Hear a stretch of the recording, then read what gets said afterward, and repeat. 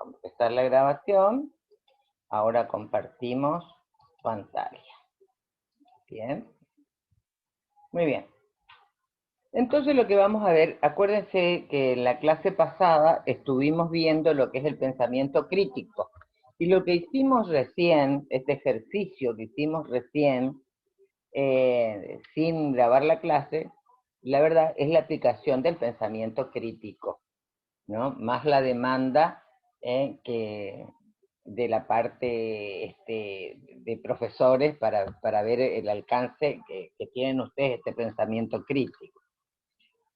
Vamos a avanzar ahora sobre el ámbito de la ética de la enfermería, porque lo que ustedes saben que están cursando enfermería del adulto, o sea que esto es la enfermería médico-quirúrgica, enfermería médico-quirúrgica. Vemos toda la parte de clínica más la cirugía, ¿sí?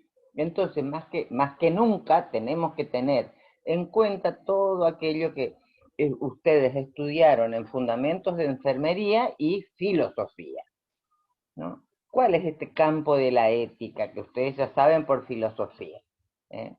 La autonomía tiene que ver con los derechos que tiene nuestro paciente, los derechos individuales que hablamos, el derecho a la intimidad y a la elección, ¿no? En cuanto al derecho de la intimidad, ¿a qué creen ustedes que se refiere esto?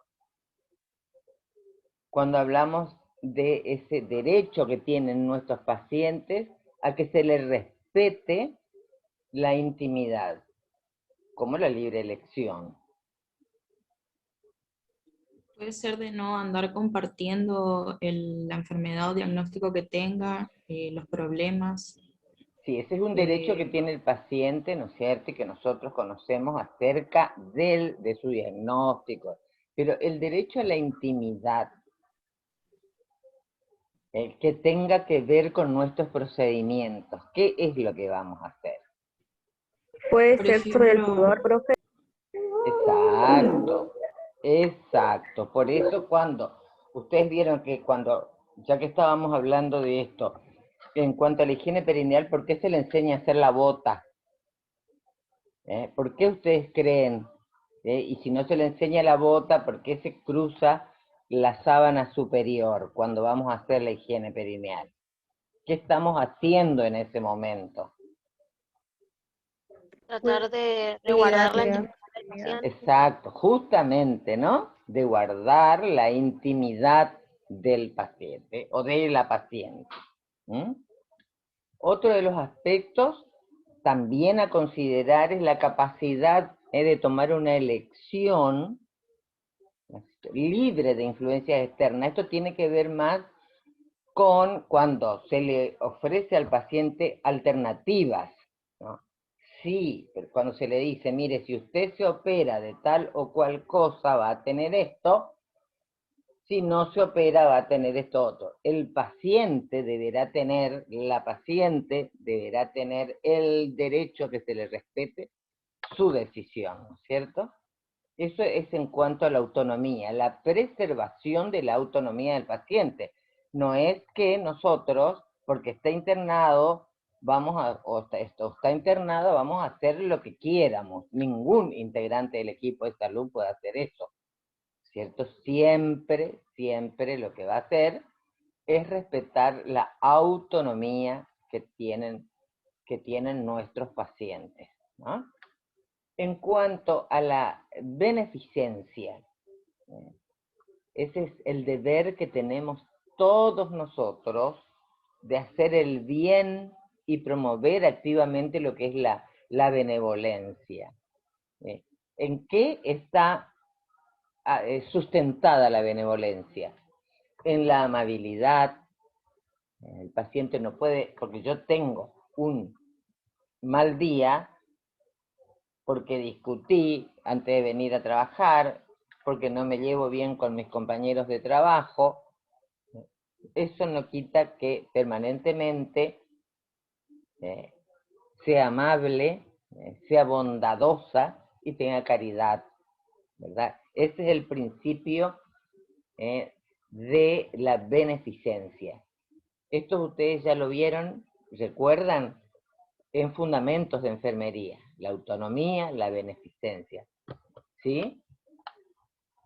Luego tenemos, que es lo que vos decías, Valentina, la confidencialidad de la información, ¿no?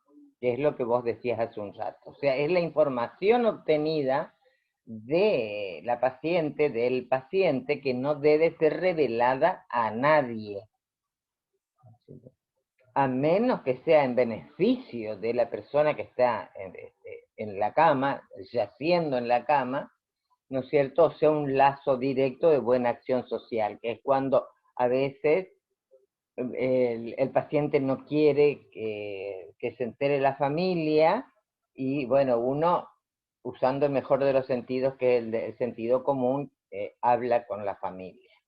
Pero así como tiene derecho a la autonomía, también tiene derecho a la confidencialidad. ¿Mm? Cuando se corte, se corte el Zoom, volvemos a entrar al mismo enlace. Otro de los aspectos es la fidelidad, o sea que es el compromiso que tenemos que tener con cada uno de las personas a las cuales asistimos.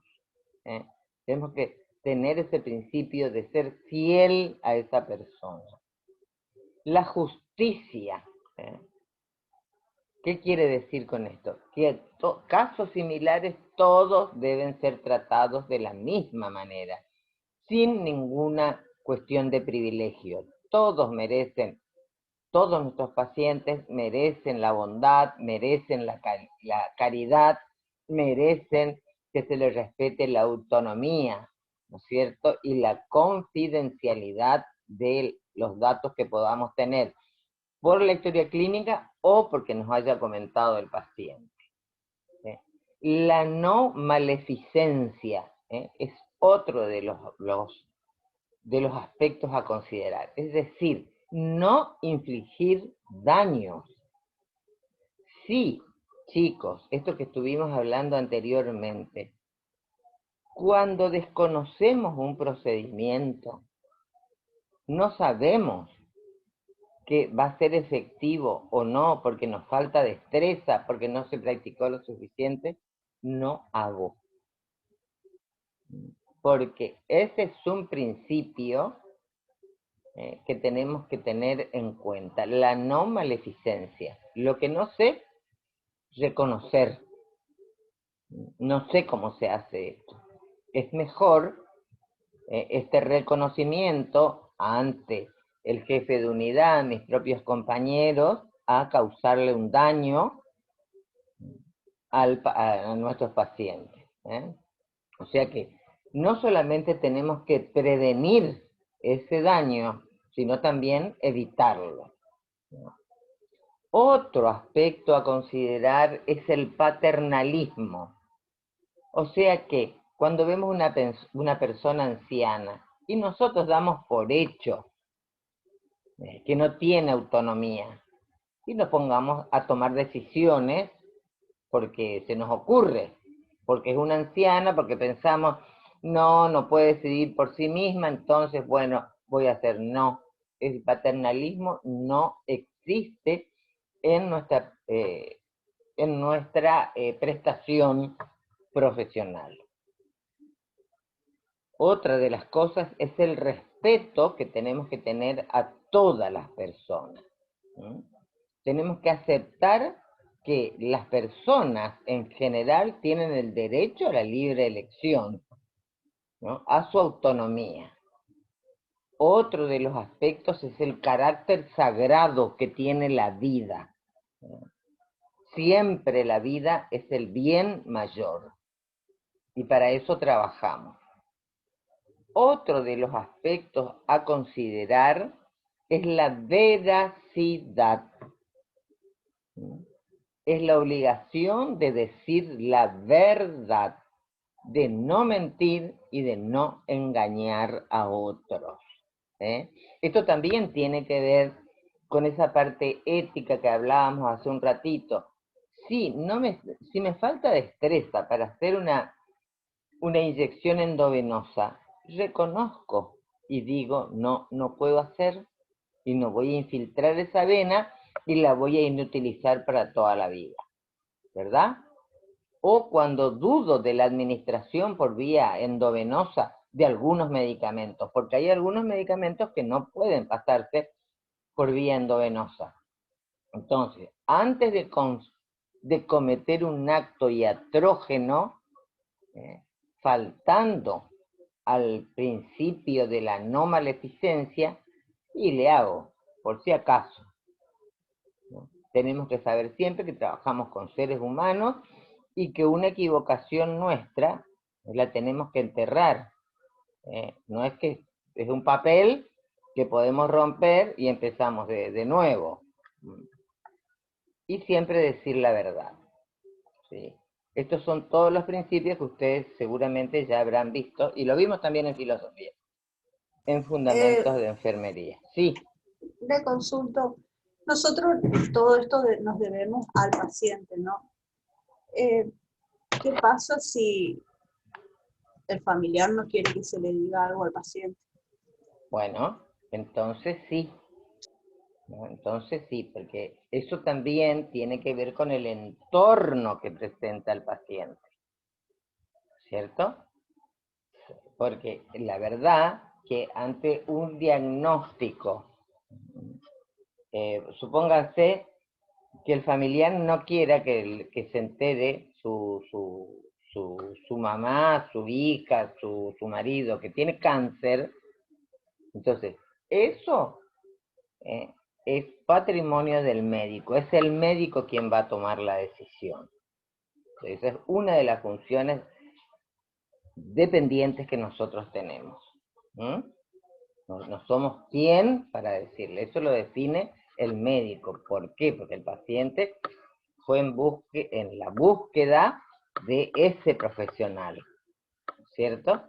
Le tiene confianza a ese profesional. Entonces nosotros lo que hacemos es transmitir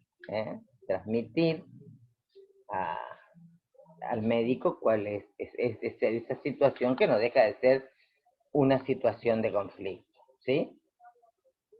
Claro, pero veo que la mayoría de las veces el enfermero es el que pasa más tiempo con el Sí, pero eso es patrimonio de los médicos. Nosotros no tenemos por qué, ¿no? Que digo, también tiene que ver con lo que nosotros sí podemos decir es, bueno, en el control de los signos vitales, si está hipertenso, si no está hipertenso, esas cosas sí, pero aquellas que tienen que ver con el diagnóstico también hay que respetar, porque quien conoce verdaderamente, en esencia, es el familiar, ¿no? En estas enfermedades, además, que son tan jorobadas, porque imagínense si por decirle la verdad, el paciente se deprime y se niega la curación, por ejemplo. Entonces, como ya tiene que ver eso tiene que ver con el trabajo médico, ¿sí? ¿Se entiende? Sí, se entiende. Entonces, hasta ahí no llegamos, porque justamente a veces consideramos que por la cercanía que tenemos con el paciente tenemos derecho a todo, y no es así tampoco, ¿no? Porque acuérdense que lo nuestro es un trabajo en equipo. En todo caso, ante una situación de esa, se recurre a la interconsulta con el psicólogo, es decir, se hace participar a todo el equipo. Nosotros no nos podemos arrogar esa tarea, ¿no es cierto? ¿Alguna pregunta más? Sí, en la parte de autonomía usted hablaba de capacidad de tomar una elección libre de influencias externas, decía. Sí. Eso es, a ver si no entendí mal, es sobre no influir sobre las decisiones del paciente, ¿no? Claro, porque eso suele suceder, que a veces, ¿no es cierto? Espera, vamos a dejar de compartir. Puede suceder que algún integrante del equipo, llámese médico generalmente, puede decir, no, pero se tiene que operar, el paciente no quiere. Hay que recordar, por sobre todas las cosas, que es una persona con derechos, que tiene autonomía y que puede decidir cuánta gente no quiere operarse y no tiene por qué operarse, porque esa es un adulto que está en su sano juicio, no tiene por qué decidir nadie por él, ¿sí? Absolutamente nadie. Lo tiene que elegir el paciente, y ese es el derecho que tiene, y que se le respete su autonomía y su libre decisión. Y ya les digo, en tanto y en cuanto sea pasible de derechos, ¿no es cierto? Que esté en sus condiciones óptimas para tomar esa decisión, ¿sí? Profe, ¿y qué pasa si no está en esas condiciones? Bueno, ahí, en esos casos, hay que hacer participar otra vez al médico. ¿Mm?